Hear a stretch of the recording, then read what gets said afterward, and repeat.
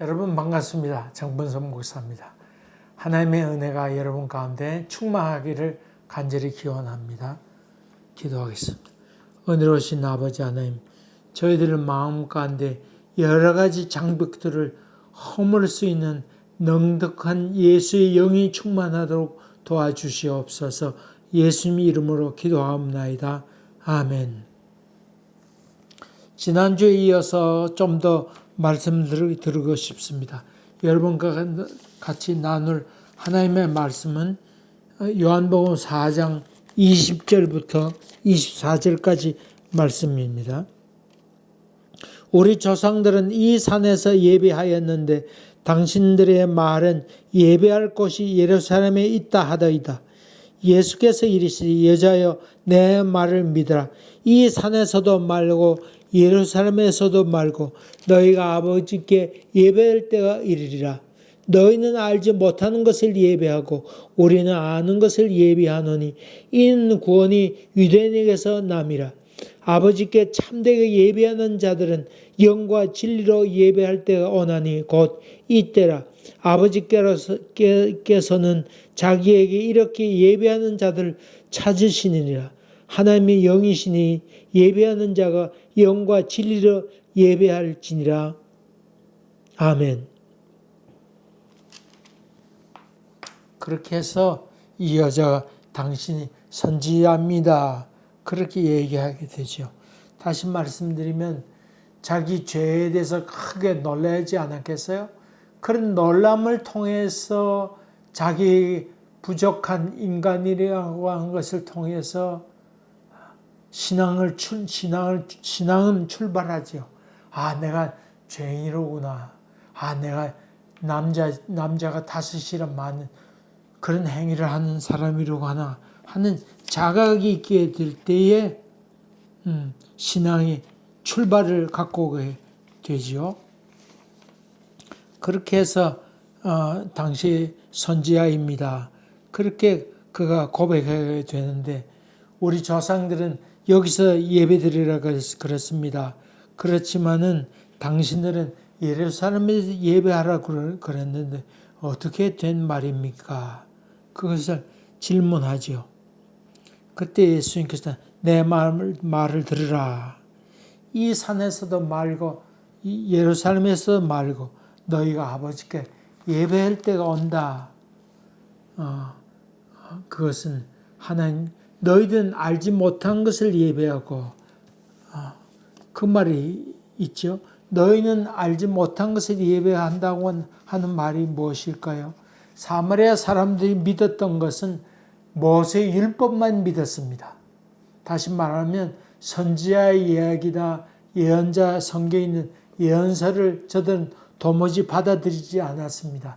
다시 말하면 모세의 율법만 믿었으니까 이에는 이 눈은 눈 잘못하면 벌을 받는다.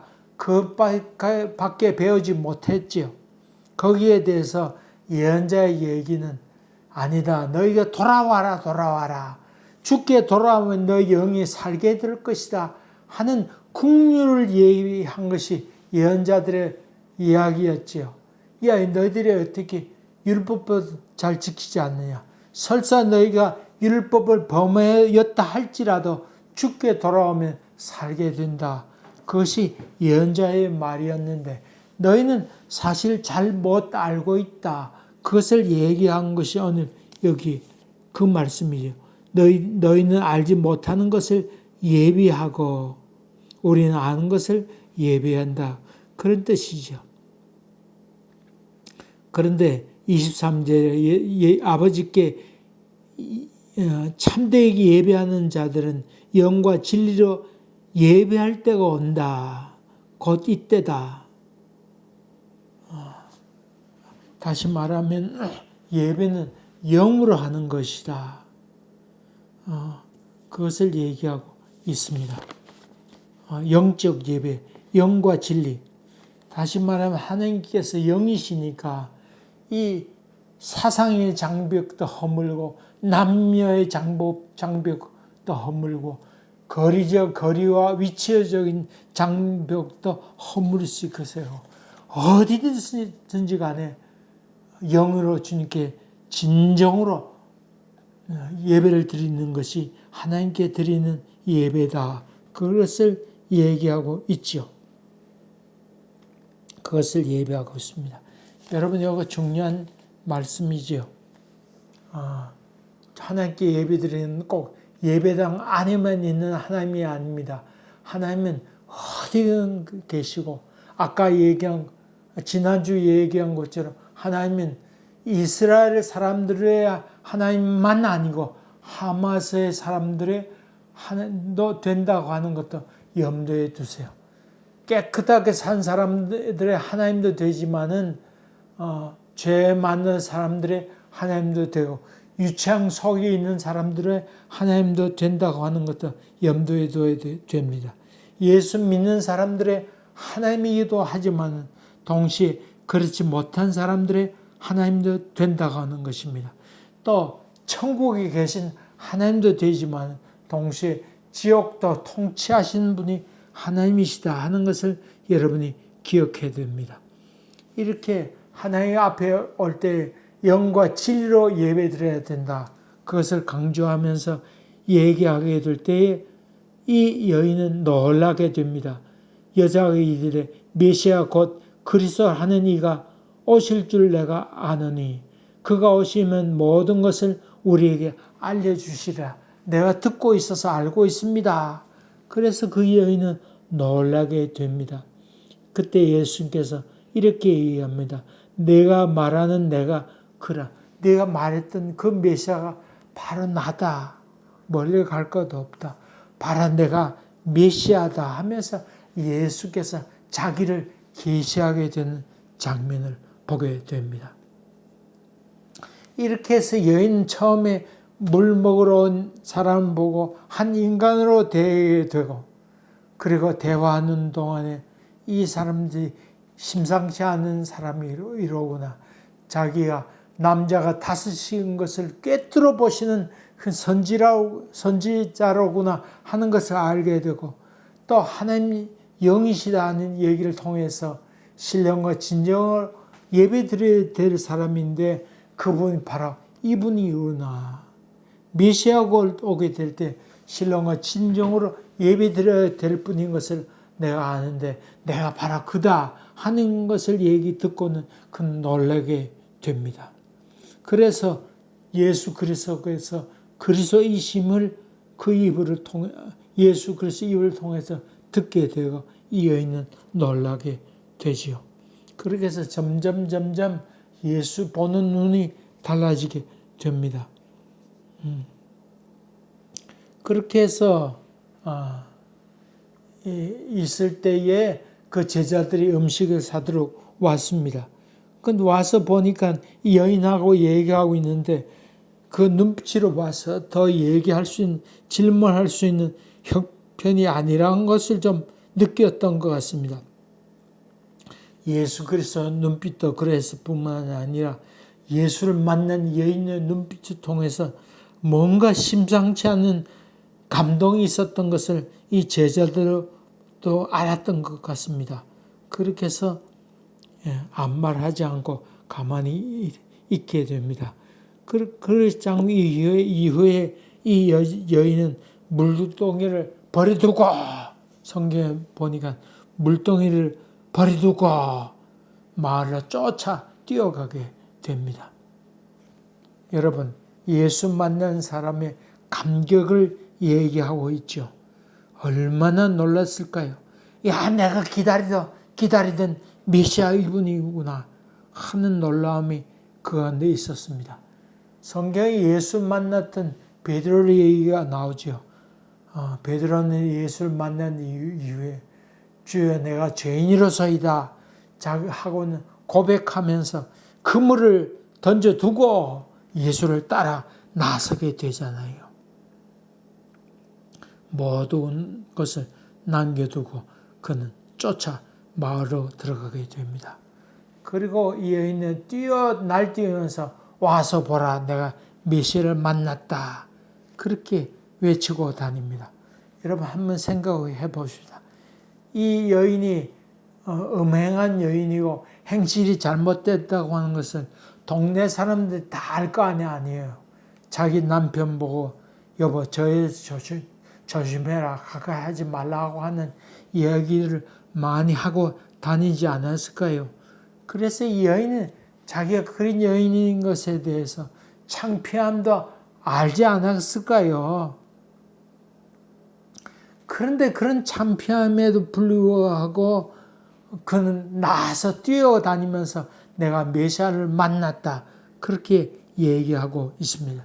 자기의 부끄러운 과거보다는 이 예수를 만난 은혜, 메시아 만난 은혜가 더 크다고 하는 이야기죠.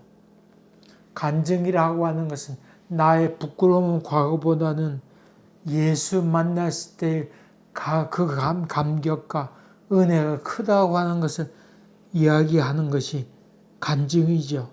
그런 점에서 과거를 물리칠 수 있는 용기, 그것이 믿음의 세계라 얘기할 수 있습니다. 부끄러운 과거가 변해서 오히려 그것을 변화시키는 놀라운 능력, 폭발할 수 있는 다이너마이트 같은 능력. 그래서 이 복음이 말로만 우리에게 전해진 것 아니고 다이너마이트가 폭발하는 힘이 있었다. 그런 얘기죠. 여러분, 옛날 이라크가 쿠웨이트를 침공하게 되어서 그 이라크가 분裂하게 되니까 많은 유전들에게 불을 붙였죠. 그래서 무려 700개나 되는 유전에 불을 붙여서 정말 환경 오염도 있게 됐을 뿐만 아니라 연기가 자욱해서 앞으로 나가지 못할 정도로 그렇게 아주 불바다를 만들었습니다. 밤에는 그 불로 말미암아 환해지게 됐습니다. 그런데 이라크가 전쟁에 패배한 다음에 문제가 되었던 것은 그 땅에서 솟아오르는 그 기름으로 말미암아 불이 붙었는데 이 불을 끌 길이 없었다고 하는 것입니다. 끌 수 있는 좋은 방법 가운데 하나는 찬불로 부어서 불길을 끄는 방법이 있었는데 그렇게 되지 못할 정도로 큰 불이 더 붙어오를 때 어떻게 했느냐. 거기 다이너마이트를 구멍 뚫어서 거기 다이너마이트를 집어넣게 되고 폭파시켰다고 하는 이야기입니다. 그래서 그 불길 솟아오르는 것이 무려 잠잠케 되었다. 그 불길보다 더 큰 불길을 통해서 확 꺼버렸다. 그런 말이죠. 은혜라고 하는 것이 바로 그런 것이라. 그렇게 볼 수 있습니다. 그 이후에 또 나온 얘기가 있습니다. 그 제자들이 음식을 가져왔습니다. 그렇게 얘기할 때에 예수님께서 한 말은 예수께서 이르시되 나의 양식은 34절입니다. 나를 보내신 이의 뜻을 행하며 그의 일을 온전히 이루는 이것이니라. 예수님께서 육신의 음식도 먹으셨지만은 내 음식은 나의 보내신 이의 뜻을 행하며 온전히 이루는 것이라. 그렇게 얘기하고 있습니다. 여러분, 우리의 양식은 무엇을 먹을까, 무엇을 입을까, 오늘 무슨 고기를 먹을까, 그런 것이 우리의 참된 양식이 아니고 이게 하나님께서 원하시는 일일까 아닐까, 그것을 깊이 묵상하고 그 뜻을 따르는 것이 우리의 양식이라고 하는 것입니다. 이게 엄청 큰 일일까, 이게 내 명예를 높이는 일일까 아닐까, 그런 것이 우리의 할 일이 아니고 뭐 유명하게 되느냐 안 되느냐, 물질을 많이 버느냐 안 버느냐, 그것이 우리가 알아야 될 일이 아니고 그것보다 더 중요한 것은 겸손히 이게 하나님께서 나에게 맡겨주신 일인가 아닌가, 그 뜻을 찾고 그 뜻을 따르는 일이 더욱더 중요한 일이라고 하는 것입니다. 이 큰 일이냐 작은 일이 아니고 비록 미약한 일을 할지라도 이 하나님께서 원하시는 뜻이라 그러면 기꺼이 그를 따르려고 하는 마음, 그것이 하나님 영이시니 신령과 진정으로 예배할 것이다. 그것과 같은 말이지요. 탈무드에 그런 말이 있습니다.